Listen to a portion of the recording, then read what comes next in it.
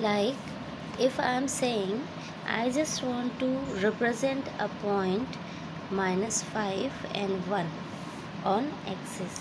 So we know that is the point of x direction. Actually it is representing x and y. The distance on x-axis is -5, the distance on y-axis is 1. So just make the axis. I am using the pen, but you all will use the scale with this also. You will use for making these line scales, and when you are moving outward from the origin, you will use the scale, and these distances should be equal. Okay, otherwise you will not get marks on these, because it is coordinate geometry. Whenever you will make the diagram, it should be neat and it should be clean, using properly pencil and your scale. Then only you will get your marks. Now I am representing the numbers. I am also trying to make the distance between them equal. Now you can see I have made the axis.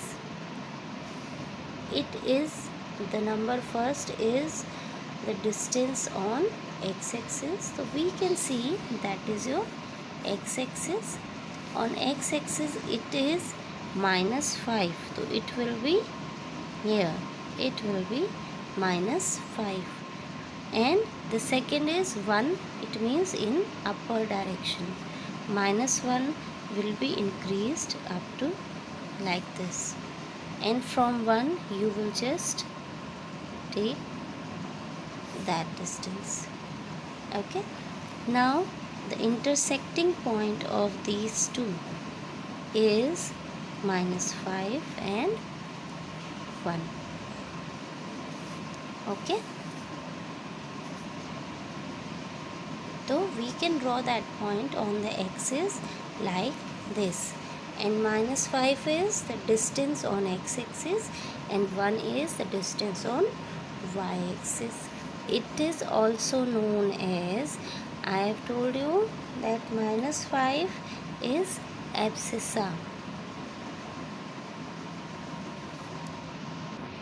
-5 is your abscissa and 1 is known as ordinate. They are the names of these.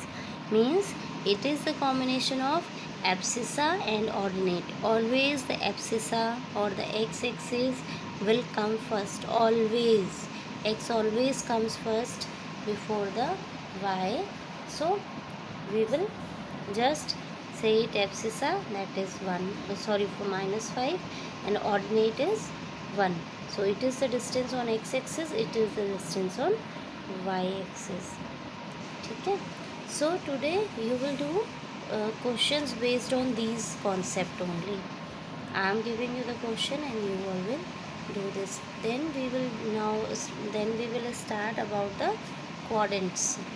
After that, first do that, clear it, then we will do it again.